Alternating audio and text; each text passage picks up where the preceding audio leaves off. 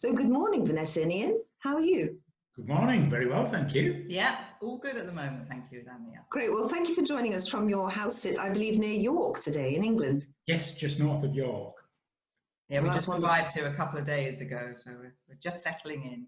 So you're getting used to all the pets and the property and so on? Yeah, we've got two pets here, one dog and one African grey parrot. Oh, fabulous. In the cage behind us here. Well, we look forward to meeting her later on. Yes, yeah. Okay, so listen, you've had a rather unconventional sort of start to house sitting, and you have a lovely rich history in house sitting. So I wonder if you could introduce yourselves properly and tell us a little bit about how and how long you've been house sitting and where you house sit. Well, we actually met in 2013, and that's where our adventure started from that point, really. And we started in Panama, where Ian was living at the time.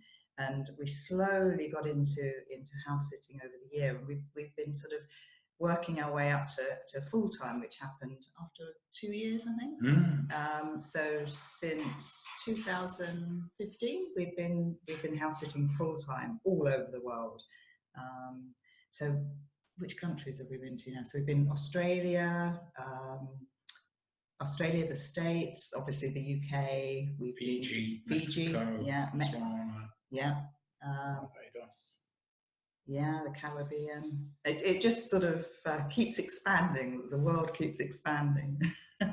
Well, you've been to some fabulous places. I mean, really, you've conjured up all kinds of images in my mind now about travel in exotic places, and now York. So the list just keeps growing, the exotic list. It's been quite interesting, actually, because we've been back in the UK for a year, just over a year now. And we came back for family reasons, but we decided to really try and see places that neither of us had been to. And it has actually been a fabulous experience. You know, you could put it up there with some of the other experiences we've had, because it's like being a retired couple coming back and exploring your own country for the first time properly. We're in a little village that's maybe 30 miles from where I grew up, and I've never heard of this place. There's a sort of whole little area of the map I've never been to, and it's so close to where I lived as a kid, and just never been here before. Well, that's wonderful. That's testament to living as a local in your own country, isn't it? Discovering new places. Yeah, you get to see a lot that you've never seen or didn't know about.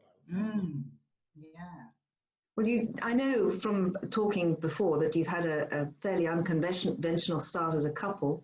Perhaps you could tell us a little bit about that, because I think that has some bearing on why you've traveled so much. Perhaps you could describe that first discussion. I was actually living in Panama. I'd had quite a lot of travels and adventures in the years before I met Vanessa, and I'd actually settled in Panama and bought myself a little off-grid property there, and had been living for a couple of years in Panama. And I was actually on the other side of the house-sitting equation. I was a homeowner who had to find people to look after my property and the animals on the property when I went away. So I started off, and I didn't even know the phrase house sitter as such. I just, was sort of looking for friends of friends who could look after a property when I went away in 2011, 2012. It often happened from the boating community, didn't it? It was, the boating community would come down to Panama, the sailors to get away from the hurricane season.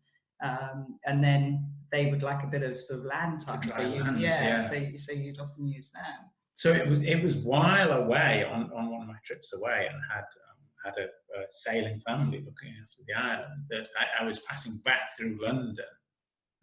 And as I passed through London, a friend said, "Oh, okay, you can come and stay at my little flat in Peckham, and we were going out for the evening to a concert." And I said, "Oh, count me in. Yeah, that sounds great. A night out in London."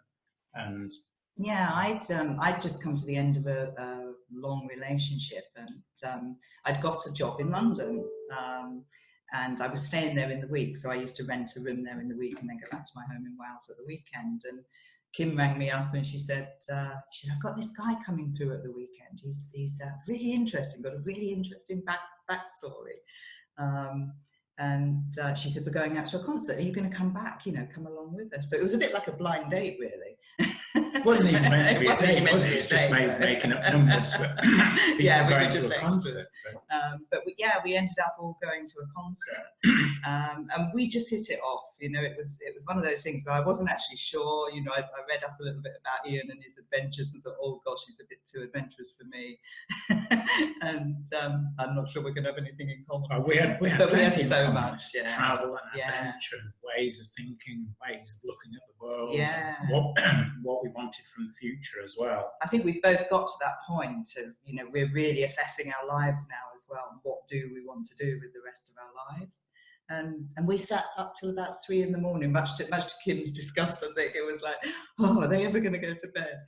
And Ian flew off the next day, and we just exchanged emails, and we sort of knew we'd you know, there'd been a connection, but we weren't sure much more would come of it, you know, with Ian being in Panama. But we stayed, we were emailing each other, and then it got to late night conversations because of the time zones. And eventually Ian said, why don't you come out and have a holiday at the island like you do? And I did, and I went out for 2 weeks, and I never went back. So it's all happened from there, really. Yeah. So I bet that was a surprise for the family. It was a big surprise, and it was a bigger surprise because I hadn't actually told my mum that I was going out to Panama to meet a man that I'd seen for one night in London. So I had to actually ring up, tell her where I was, what I was doing, and that I wasn't coming back. So don't do this at home, children. This is not. So Ian, you don't sound like you're from Panama. You said you're from 30 miles from this village in York. Yeah. How did you end up in Panama on this island? This oh my word, that's a long story in its own right. There's I guess I'll give you the very, very cut down version of it. My adventure started, I was living in Australia. I'm married, moved to Australia, was living in Australia. The marriage didn't work out. I decided I needed to sell everything and move on and perhaps do a bit more travel. And to do that, I listed my whole life for sale on eBay. And that sort of got me a lot of worldwide publicity. I was in newspapers and on the TV all over the world. This was in 2008. And when I was asked in interviews, what will you do once you've sold your life, once you're free to sort of move on? I thought, well, maybe I should have a list of goals, a list of sort of the bucket list, if you will, of the lifetime goals. And that's what I did for 2 years, from 2008 to 2010. Traveled the world, ticking off all of these things sort of that I'd always wanted to do. And I was very fortunate in that there'd been movie industry interest in what I was doing. And Walt Disney Pictures said, well, we'd like to buy the movie rights to this story. So that's how I ended up with a sum of money in my pocket, burning a bit of a hole, and thought, well, maybe an island off the coast of Panama. That's the next investment I should make. That's a logical conclusion, of course, yeah. Yeah. So I ended my travels in Canada. And the first winter in Canada convinced me that I needed to be somewhere warmer, which is why my internet research led me to an article called something like the top 10 cheapest tropical places in the world to live. And Panama was top of the list. So, okay, I'm going to go and have a look at Panama. What was meant to be a fact-finding mission turned into the purchase of a little off-grid island. But it was a complete piece of jungle. So you had to clear it, you had to build a house. Planning and all the solar systems, rainwater collection, off-grid gas system, everything. So you literally built your own life, a whole new life, somewhere completely different. Yeah. It was an absolutely fresh start and a very, very steep learning curve as well, because I've not really done anything like that before. So a lot of learning from the neighbours, a lot of online research, and a lot of trial and error as well. Gosh, well done. That's a remarkable achievement. And is it for this island, this property, that you needed house sitters? Yes, yeah. So in Panama, where I live, there's quite a population of the original indigenous Indians who've always lived there. And they don't really understand the concept of going away on holiday for 2 weeks. So to them, if you leave the property for more than a week or so, they think, oh, that guy mustn't need that stuff anymore. We could use that roof material. We could use the wood. We could take that. So you have to have someone just in place to stop this sort of active recycling that goes on the second you leave your property. I love that, active recycling. Yeah, I always I looked at it in that positive light. It's just in that positive light. It's just that guy's not using that. We should use that. So you went to Robinson Crusoe. You did have neighbours of sorts. Yes, yeah, there was quite an expat population, so a lot of Americans, Canadians, quite a few Europeans, and then of course the sort of locals who'd always been there. But my nearest neighbour was a quarter of a mile away, perhaps, so I'd have to get in a canoe or fire the speedboat up to drive round to my neighbours. There was no one I could actually walk to see. I had to travel over water to get to see my nearest neighbour. Shopping was a fair distance, wasn't it? So we had to go sort of, it'd be 30, 40 minutes across water at speed, really, to get to the local shops, so you had to plan all of your we used to get everything sort of for 10 days and try and manage on that so that we didn't have to keep doing this journey. But it just a great sense of community. It was one of the best places I've lived for getting to know everybody, and because we were all, pardon the pun, in the same boat, we all knew the challenges that each of us faced. And if someone, my boat won't start, then you could get on the radio and someone would come and help you, someone would come and take you to town. It was such a supportive community, and I really enjoyed that aspect of it. Wow, fascinating. So, I mean, well, this must have given you remarkable insights when you became house sitters yourself. If, as a homeowner of such an isolated place with basic resources, you had to write very detailed briefs for house sitters. You had to show them where everything was, literally, perhaps draw maps. I mean, it sounds like it must have been a testing time in various ways, but challenging and fun by the sounds of it. Yeah, handover certainly is for properties like that.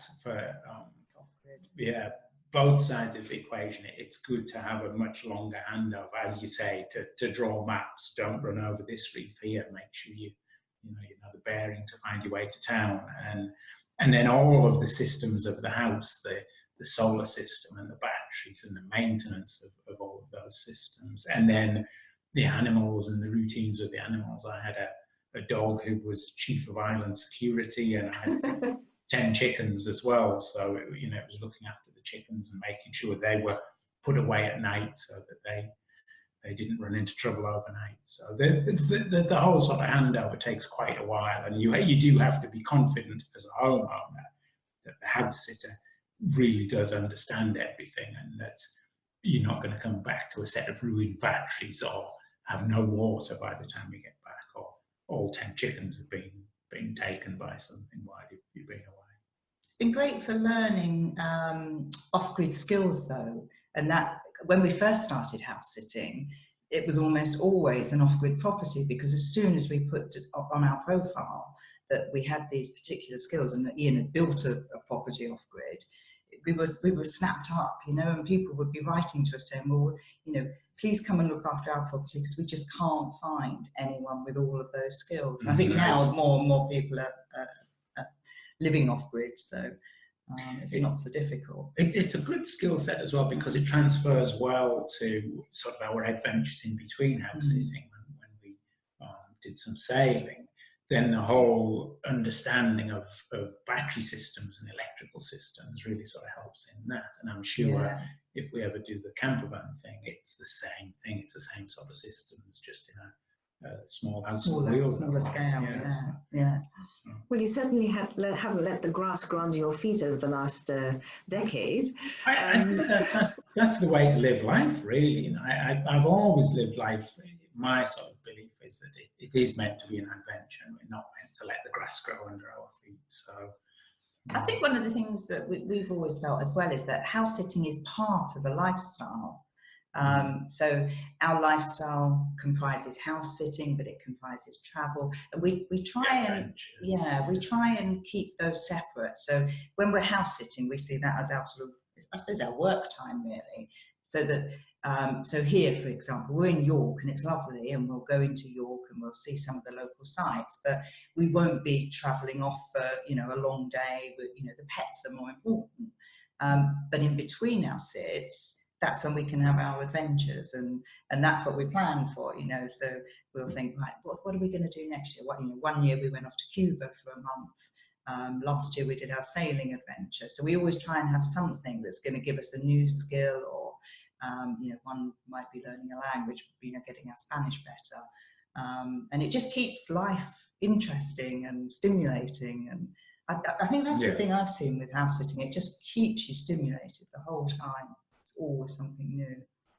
I've certainly found from all the house sitters I've met and interviewed, I found that they all have a thirst for knowledge, thirst to discover new places. There's just a real sense of adventure, a real kind of need to go and see new places. But the house sitting seems to be the grounding experience. Yeah. Caring for the pets, caring for the property. Everyone seems to have a need also to be rooted just for a little while, to get that sense of who they are, where they could live, where they could discover new people, perhaps, in context. Yeah, it is, isn't it? It's like you're sort of home on a temporary basis. So a lot of people say to us, you know, I couldn't live like that. How can you be without a home base? But in a way, it almost doesn't feel like that. Like you say, the house sitting is a grounding part, and we do have a home base, and it's here for the next 2 weeks, and then it'll be in another place for 5 weeks after that. So, and especially if you do repeats, I think that's something we've seen now, is that if you have we've done more repeats this year than ever before, and I guess that builds and builds as you build your house sitting to a career. But coming back to a repeat, it's like coming home, because everything's familiar, and you know how all the pets know, the pets are all excited. Like, oh, they're back again. Yeah, that's always nice. Well, I mean, with your adventures and between the house sits, coming back to familiar, perhaps also discovering new house sits, you've managed to fit in being digital nomads. You earn your living as you go around the world. You also founded the House Sitting Conference this year, which happened in September. Do you think we'll be seeing another house sitting conference next year? I think it's too early to ask that question. It was a lot of hard work. I think much more than I personally expected. But the event itself was such fun. Once we sort of got through the work part and got to the event, it was fantastic to have so many house sitters in one place, and just to hear the stories and experiences of other house sitters. It was all very inspiring, wasn't it? To see and meet other people who actually are doing the same thing or living a different version of this sort of nomadic lifestyle. And I think when you are living a nomadic lifestyle, it can get lonely. I mean, we have like a digital, a virtual set of friends, and we're closer to some of those now than we are to our old friends. But there's nothing takes away from that getting together, and I think that's what we saw. I know you must have seen it as well. It's just all those people that have known each other online or just seen each other occasionally around the world. Suddenly we were all together in one space, and it really was. I think we could have probably even managed without most of the speakers. Exactly, just put everyone in a big room and you go for it. Have a big chat, and it would have been non-stop, wouldn't it? Yeah. Well, and you also run House Sitting magazine, so there's obviously a growing need for people to share information, share ideas, but share their stories as well. I mean, how do you find running that as well? That's another additional challenge for you. And it's a free magazine currently online, isn't it? It is, yeah. And I think that's partly why we're not sure about when the next conference might be, because we did step back a bit from our other commitments, and of course we aren't wealthy. We do have to earn a living, and that's something we've had to work on ever since we set off really from Panama. Is that it's been a constant sort of evolving, trying to work out how we can fund this lifestyle and not use. We've got some savings, but not a lot. Not enough to keep us going year on year.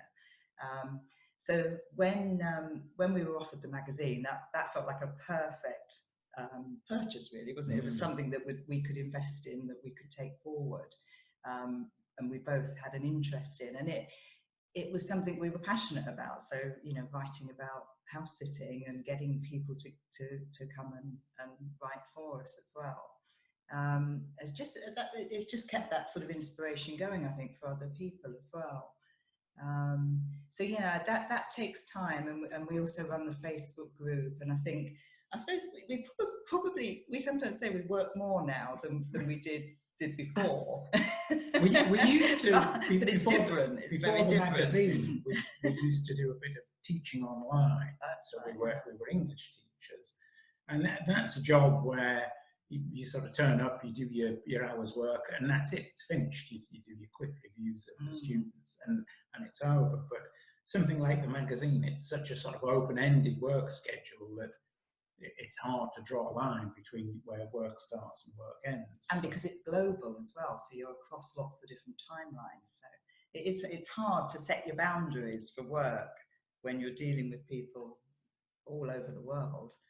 But then the upside of it is you also do get to choose your time. You know, if you want to work at 11 o'clock at night, you can do that. If you want to get up at 5 in the morning, you can do that. If you want to take a day off, ask the boss, and she usually says yes.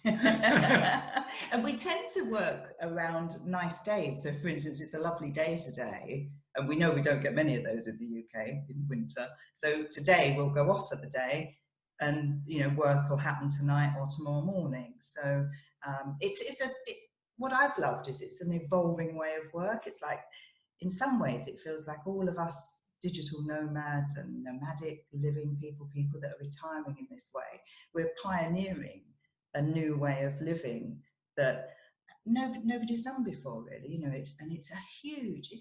You said about growth, and I think that's something we have seen, is that every year more and more people are interested in how house sitting can fit into their lifestyle. And it's not just like when we first started, it felt like it was more retirees, and people often say, oh, it's only older people that house sit. But of course it's not anymore. It's coming from both ends. So we've got the retirement, we've got the younger people that want to live differently. They want to do something different and maybe do a bit of travel and work remotely, and companies are making it easier for them to do that now. So yeah, I think we've seen a lot of growth through 6 years now, I think. And do you find that, I mean, it sounds like, I mean, you have settled at one time in your lives together. You were in Panama for a couple of years together. But then are you planning that one day in the future you may settle again? Are you saving for that? Are you finding a way to kind of prepare for perhaps a place that you'd think, oh, this is the place we're going to settle? We've enjoyed the exotic sort of Panamanian archipelago. We're now ready for something perhaps a little more, English countryside. Are you thinking that long term there is a place you may settle?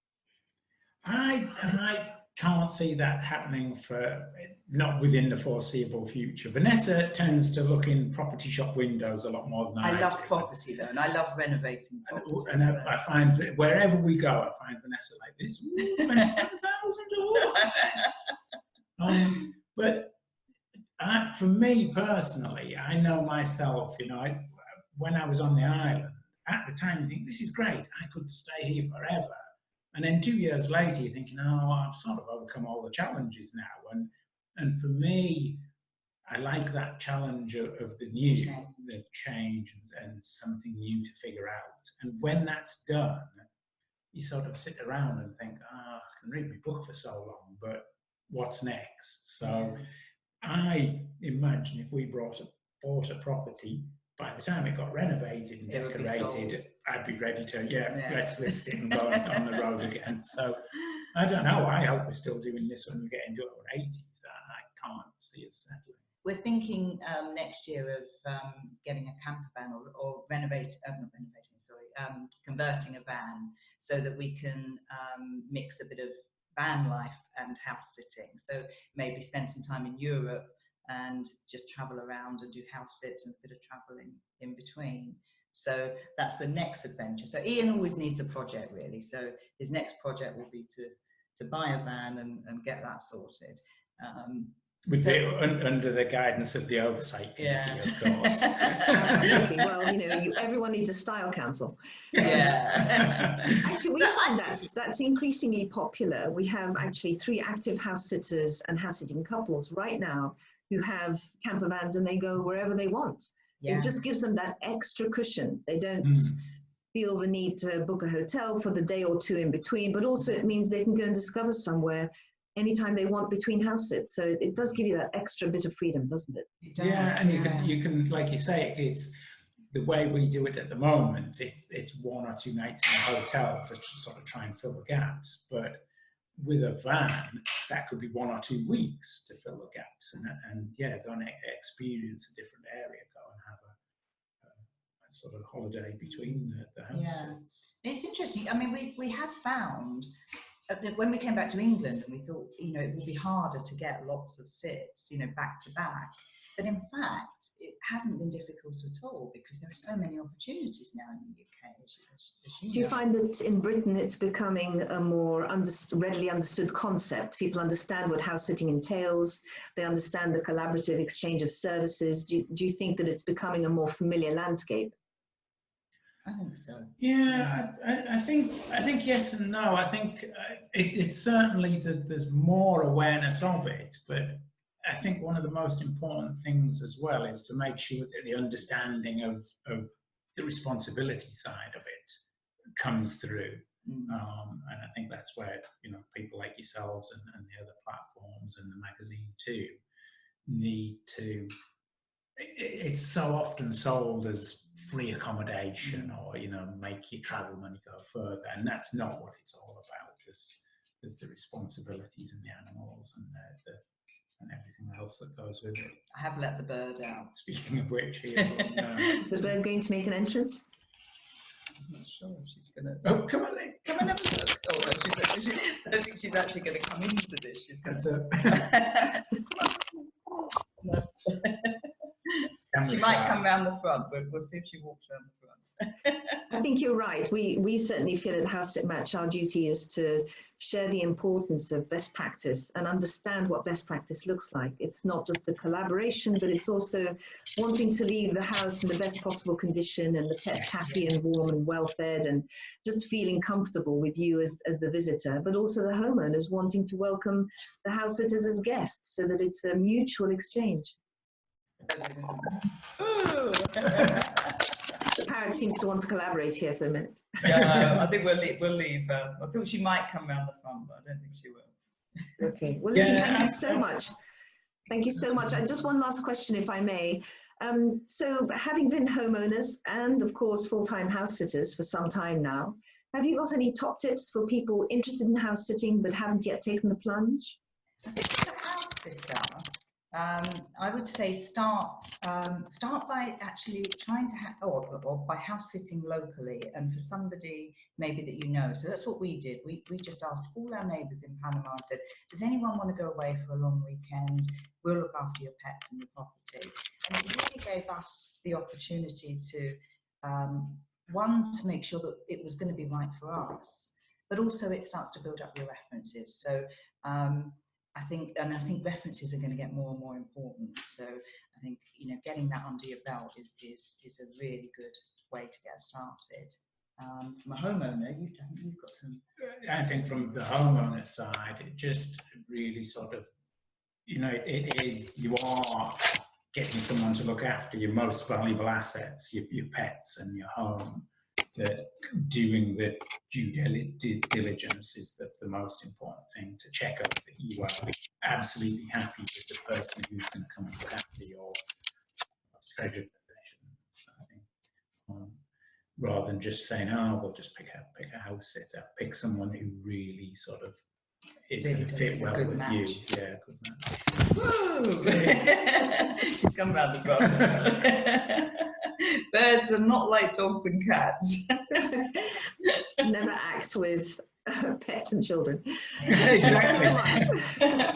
Somebody said yesterday, "Oh, birds are it's like a teenager and a tiny kid all wrapped up into one." Really? Yeah, they're in that. Thank you very much again. Do you need to make a little appearance there? We're just going to see. Oh, just about. Oh. Chasing around. She's not. Ow! She's like, ow! No. That's not a good idea. Interviews and birds, not a good idea. Then. Okay. Thank you again. We really appreciate you taking the time. Thank you. No problem. Lamia. Thank you. Thank you. Thank you. Bye. Take care.